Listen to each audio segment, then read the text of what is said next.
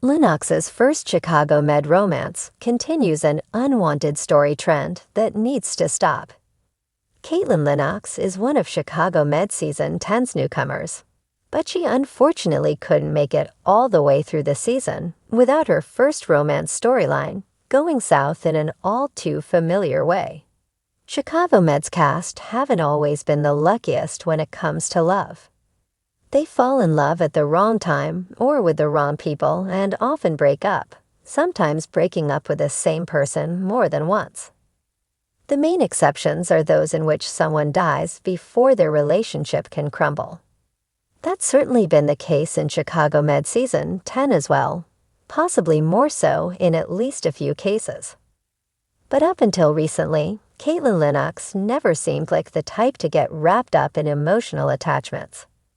Now that Lenox has begun to peel back some of her layers of armor, Chicago Med finally gave Lenox her first romantic interest in the form of hotshot surgeon Dr. Nicholas Hayes.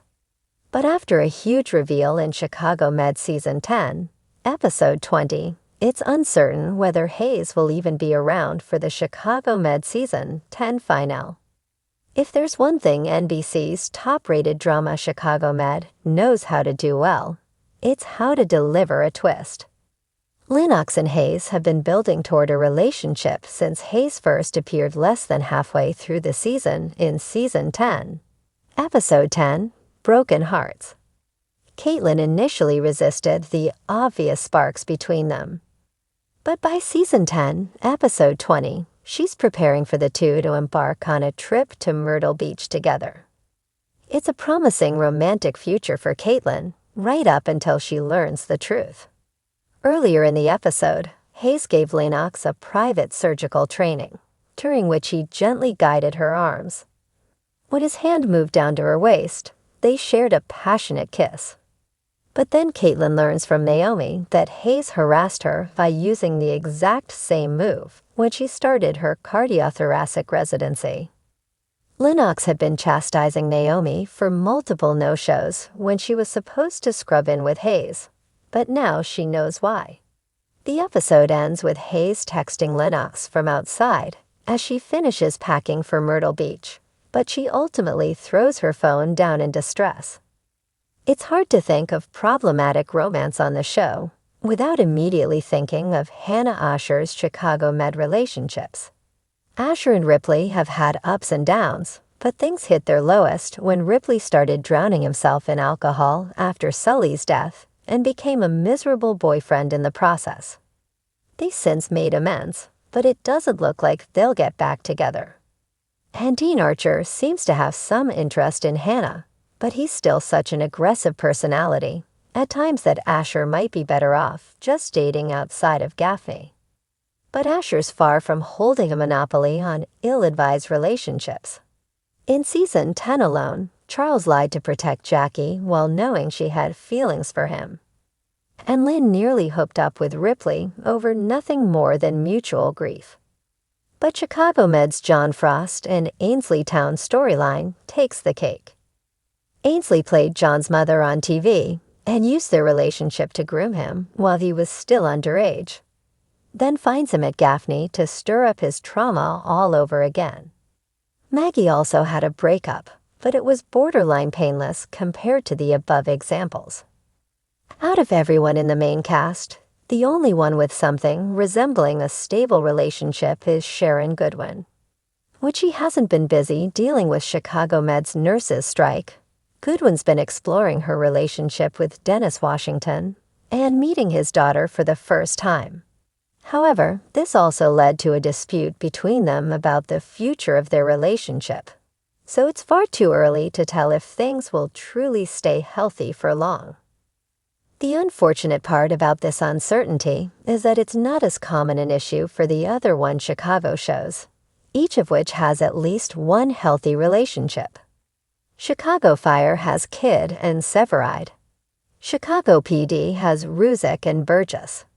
Between both shows, they have Mouch and Trudy.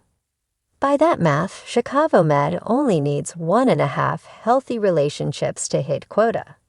Fortunately, with all 3 One Chicago shows renewed, the series has at least another season to deliver.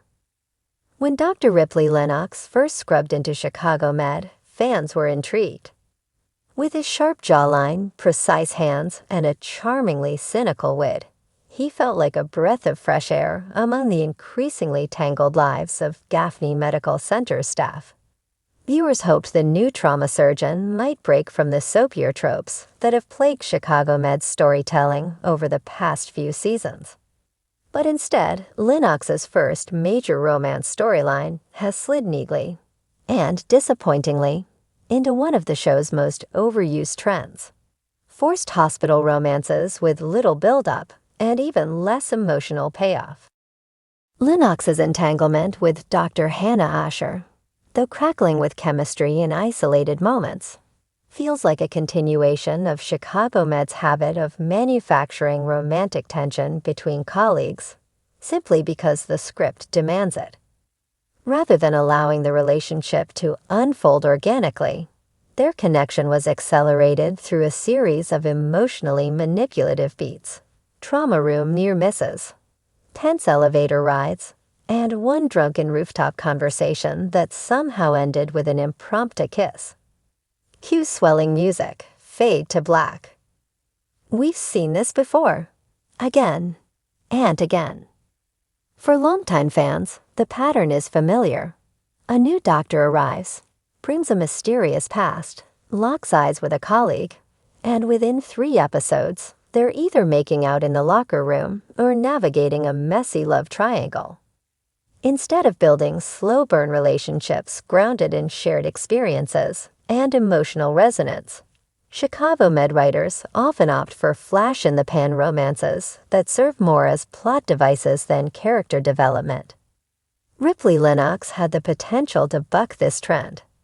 As a trauma surgeon with a self-imposed emotional detachment, likely a coping mechanism shaped by his hinted-at war-zone past, his guarded demeanor suggested a storyline that could have explored vulnerability, PTSD, and the healing power of human connection. The show flirted with these themes briefly, but rather than giving him time to develop a meaningful friendship or mentor dynamic, Chicago Med hit fast forward, shoehorning him into yet another doctor falls for doctor subplot that lacks depth and staying power. The choice to pair him with Hannah Asher is particularly telling. Hannah herself has been through a deeply compelling redemption arc, from addiction and disgrace to becoming one of the hospital's most competent and empathetic physicians. Yet this romance undercuts much of her growth. Instead of continuing her journey of self-discovery and personal stability, she's once again defined by a man's interest in her. Their dynamic isn't based on a meeting of minds or a clash of philosophies. It's built on trauma bonding and shared night shifts, the flimsiest foundation for a lasting relationship. This is the heart of the problem with Chicago Med's storytelling of late. Rather than exploring the personal and professional challenges that arise from working in high-stakes medicine, ethical dilemmas, patient relationships, burnout, medical innovation, the show often returns to the well of romance, and not the satisfying kind. These relationships rarely last more than a season or 2, and they tend to cycle through the same 3 emotional notes: tension, passion, and fallout. There's no real growth, no evolution, just a rinse and repeat romance engine. The Lenox Asher story could have been different. Imagine if Lenox, with his gruff exterior and repressed trauma, had found unexpected camaraderie with Dr. Charles, leading to therapy sessions that actually addressed his mental state. Imagine if Hannah had continued to explore mentorship roles, perhaps guiding a new resident and finding fulfillment in rebuilding her professional identity. Their friendship could have been meaningful, deep, platonic, and honest, without turning romantic. But that kind of storytelling takes time. It takes patience. It requires trusting the audience to stay engaged without quick emotional payoffs. Chicago Med has struggled with this for a while now, often mistaking melodrama for substance. The decision to push Lenox into a romance so soon after his debut feels less like a narrative choice and more like a symptom of the show's broader inability to let characters breathe. This trend also has a chilling effect on how seriously the show treats its characters' emotional lives. When everyone is constantly falling in love, breaking up, or pining across a trauma bay, it starts to erode the weight of those relationships. What should feel like seismic moments become background noise. Emotional stakes are dulled by overexposure. If every new doctor has a tragic love story within 2 months, then none of them really stand out. Fans are asking Chicago Med to eliminate romance altogether. Romance has always been part of the One Chicago universe, and when done well, think Will and Natalie in their early days or Connor and Ava's initially electric pairing. It can add depth and heart to the show. But the key is balance.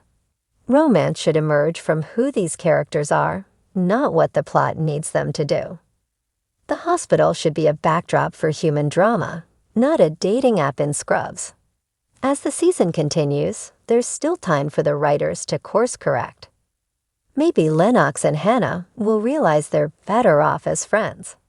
Maybe they'll decide to slow things down and actually talk about who they are and what they want. Or maybe the show will continue down this well-trodden road, burning through relationships and potential in equal measure.